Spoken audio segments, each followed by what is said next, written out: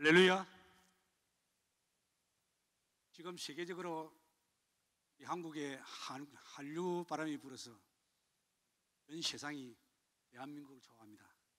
시조선시대 세종대왕 시대도 아마 그랬는 것 같습니다.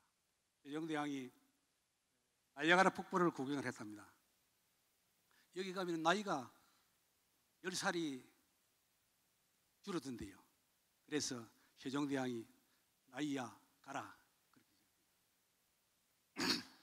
근데 자의정이 전하, 오른쪽에 한 도시가 있는데 이 나라는 무엇이라고 지을까요? 아무렇게나 지어, 아무렇게나. 그래서 아메리카가 됐대요. 우의정이 있다가 아니 밑에 있는 나라는 무엇이라고 지을까요? 그러니까 야 그것도 몰라, 가나다라 순서로 지어. 그래서 가나다가 됐대요.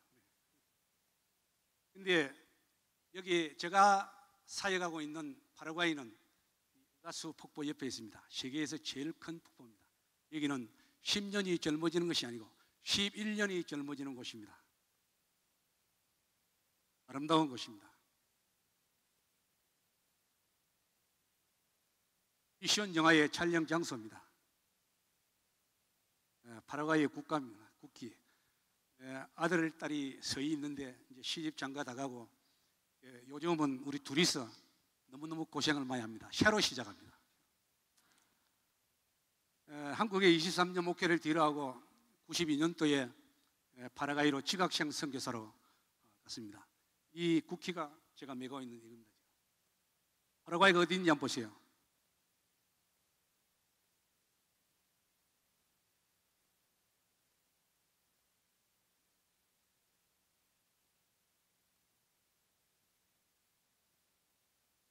파라과이는 대한민국을 거꾸로 해놓으면 됩니다. 시간도 12시간 차이 납니다. 지금은 파라과이가 한겨울입니다. 여기는 한여름이고요. 파라과이 중남미는 26개국 중에 크게 두 가지 언어로 나눕니다.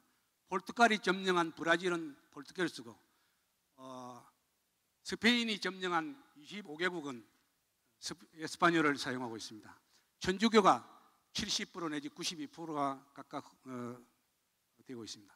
파라과이는 지금 1600개 교회가 있습니다. 그 중에 5%는 100명 이상 교회, 15%는 100명 이하 교회, 80%가 50명 이하 교회입니다. 2005년도 교회 연합회에서 제공합니다. 한인 선교사는 40가정 정도 됩니다. 그 중에 13명이 학교 사역을 하고 있습니다. 파라과이에서 저는 이런 사역을 하고 있습니다. 사역 시작부터 교육 선교로 시작을 했습니다. 교회를 5개를 개척을 하고 기독교 예술 유초등 고등학교를 지금 운영하고 있습니다.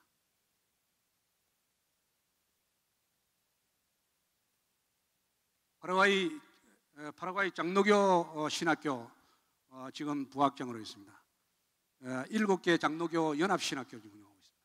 목회자들 연장 교육을 시키고 기도학교를 하고 지도자들 훈련시키고 기독교 음악학교로 하고, 파라과이 문화운동을 합니다. 교육운동에 설탕 적게 먹기 운동, 소금 적게 먹기 운동, 위생교육, 해충약 복용하기, 치약 칫솔 주기, 내 집 앞 내가 청소하기, 쓰레기 버리지 않기 운동, 나라사랑, 국기사랑, 이런 운동을 하고 있습니다. 할렐루야 교회 생일 때에 특별 전도 집회를 하고 있습니다. 우리 교회는 세례를 받을 때에 굉장히 엄합니다. 예수를 믿고 눈물을 흘려야 되고 로마서를 한번 써야 합니다.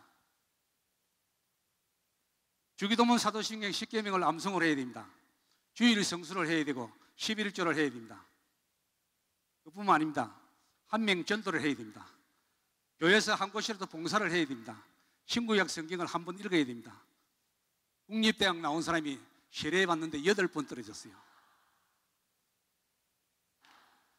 세례 받기 전에 결혼식을 안 한 자가 있어서 결혼식을 먼저 하고 세례를 했습니다. 1년에 2번씩 성경 퀴즈 대회하고 성경 기절 찾기 대회, 성경 암송 대회, 성경 한 권, 마태복음, 요한복음, 로마서 한 권을 쓰기로 합니다. 1년에 전도 한 명 하게 하고 1년에 구제 1회씩 하기로 합니다. 우리 기독교 예술학교를 문교부로부터 인가를 받아서 학교를 운영하고 있습니다. 지금 학생들이 한 200명 됩니다. 월요일마다 예배를 드립니다. 80% 내지 90%가 다 천주교인들입니다. 성경을 읽지 않기 때문에 그들에게 성경을 읽게 하고 성경에는 예수 그리스도만 구원자라는 것을 알려주기 때문입니다. 그뿐만 아니라 마리아가 인간이고 마리아에게 기도해서는 응답이 없다는 것을 가르쳐 줍니다.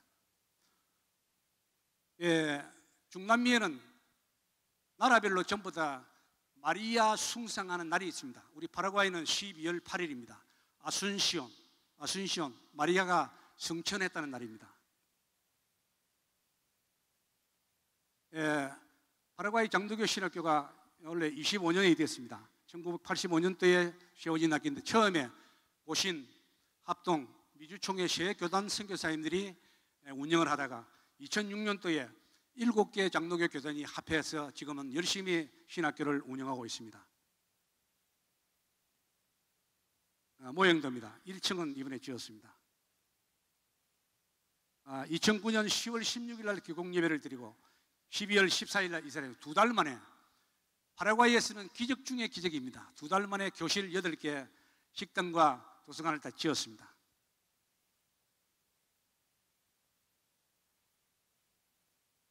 우리 학교는 종교개혁 기념주의를 굉장히 크게 지킵니다. 작년에 졸업식 한 모습입니다. 여기 지금 이제 예전에 교장하던 분도 앉아 계시고 또 지금 현재 교장도 앞에 앉아 계십니다. 또 이사장도 앉아 계십니다. 지금 하나님의 은혜로 25년간의 기도 끝에 문교로부터 작년 10월 31일 날 대학으로 인가를 받았습니다. 박수 좀 쳐주세요.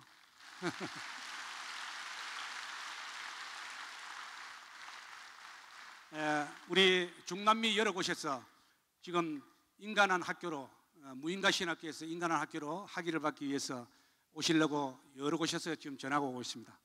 중남미에는 7, 80%가 신학교를 가보지 아니하고 목사가 된 사람이 많습니다. 그래서 설교만 하면 목사가 돼요. 여기 앉아 계시는 분들 목사가 빨리 되고 싶은 분은 저에게 따라오십시오. 그럼 목사 빨리 됩니다. 그분들을 위해서 목회자 연장 교육을 시킵니다. 1년에 3박 4일씩 한 번씩 연장 교육을 시키는데 원래 50명 제한이었는데 80명이 왔습니다. 그런데 사도행전 공부를 시키고 3박 4일 동안에 먹을 거 다 주고 잠재워 주고 회충약도 주고 비타민 C도 주고 시술 주고 치약 주고 전부 다 합니다. 또 책도 주고. 그런데 놀라운 사실은 한 방에 부부를 잠재우는데 어떤 한 60된 목사님이 저에게 찾아왔습니다. 선교사님 정말로 감사합니다. 왜요? 안미는 보통 집에 한 집에 애들이 5명, 6명, 7명. 우리 갈보리 교회 한 집에는 18명. 요 얼마 전에 가니까 한 명 또 나왔어요. 한 집에 식구 21명. 그것도 방 2개에 잡니다. 그런데 그 목사님이 하시는 이야기가 아직 평생에 부부가 한 방에 한 침대에서 잡은 역사가 없었답니다. 어떻게 애 만들었는지 모르겠어요. 근데 놀라운 사실은 여기 와서 한 방에 둘이서 한 침대에서 잠자니 얼마나 좋아하는지 눈물을 흘리면서 이야기를 하는 거예요. 이 프로그램이 계속 진행됩니다. 그런데 이분들은 설교를 할 때에 성경 본문 하나 읽어놓고 성경을 덮습니다. 그 다음에는 텔레비 이야기, 신문 이야기, 자기 가족 이야기, 할머니 이야기, 시어머니 이야기 하다가 설교 끝이에요. 그런데 이 3박 4일 동안 열심히 가르치고 나면은 설교를 한 50개 만들어 갑니다. 그러면 1년 내내 설교를 하는 거예요. 헛소리 안 하고요. 얼마나 좋은지 모릅니다. 이 일을 계속적으로 할 것입니다. 해마다 합니다. 혹시 여기에 계시는 분 선교사님, 목사님들 하고 싶은 분은 연락 주세요. 선교남이라고 파라과이 남미에 선교사들이 잘 오질 않아요. 너무 멀었어요. 미국서도 단기 선교팀 좀 오셔야 하니까 멀어서 안 간대요. 그래서 결과적으로 마련한 것이 선교남미라는 것을 마련한 1.5세, 2세들을 낚아서 그들을 언어가 다 되었고 습관이 되었고 문화가 다 됐기 때문에 그들에게 영성훈련을 시켜서 선교사 파송하는 훈련을 합니다. 이제 6차를 했는데 내년 1월 달에 브라질에서 합니다. 1월 21일부터 24일까지 하는데 혹시 강사로 오실 분은 연락 주세요.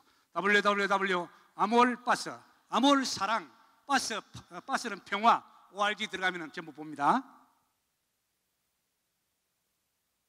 작년에 브라질에 칠레에서 하던 모습입니다. 지금까지 교육 선교 열매가 5개 교회에, 우리 학교의 모든 학부형들은 다 학교를 통해서 왔던 사람들입니다. 105명의 세례를 받고 지금 현재 평신도가 450명 정도 됩니다. 44년 동안 저의 목회 생활 삶에 한 가지 터득한 것이 있습니다. 얼마나 어려움도 많고 고통도 많고, 부산에 제가 68년도에 고신대학을 입학했을 때에 먹을 것이 없어서 등록금도 못 내서 혈청소 뒤로 가서 돌멩이 위에서 무릎을 꿇고 기도를 합니다. 하나님, 내가 언제 신학교 간다고 했습니까? 왜 밥 안 줘요? 등록금 왜 안 주세요? 그런 비일비재한 일이 선교사역에서 너무너무 많았습니다. 교회 짓는다고 기공식을 하고 났는데 은행이 부도가 났어요. 그때 우리 집사람 한쪽 눈이 실명이 됐습니다. 굉장히 많이 울었어요. 하나님의 엎드려서 울었습니다. 하나님, 왜 하나님께서는 이렇게 고난을 주시고 어려움을 주십니까? 내가 선교사 간다고 말 안 했습니다. 저는 선교사 또 온다고 했지, 선교사 간다고 말 안 했습니다. 뭐 때문에 저를 선교사 보내놓고 왜 이렇게 고난을 주십니까? 왜 백도를 안 주세요? 세멘트 왜 안 주세요? 기도였습니다. 하나님께서는 뭐라고 말했습니까? 인간의 마지막은 하나님의 시작이라. 하나님 앞에 엎드려질 때에 우리 하나님께서는 너 좀 잠깐 쉬어, 내가 네 일을 하마 속에 주었습니다. 그 약속으로 지금까지 왔습니다. 오늘 우리는 복음의 빚진 자들입니다. 복음의 빚진 자가 우리 모두가 복음의 빚을 갚아야 합니다. 이 빚을 갚아야 합니다. 얼마나 빚을 짓겠습니까? 아프리카에 간 선교사님 한 분이 선교시 간 뒤에 7년 만에 세례교인 1명 낚았다고 그래요. 돈을 따진다면 얼마짜리겠습니까? 중앙일보에 어린애 1명이 태어나면 한 달 양육비가 48만 원이요. 그러면 계산을 해보세요. 어린애가 자라나서 유치원 가고 초등학교 가고 중학교 가고 고등학교 가고 대학 가고 신학교 가고 선교 훈련 받고 가서 7년 동안 있는데 세례교인 1명, 돈 얼마예요? 세례교인 1명이 5억이에요. 5억.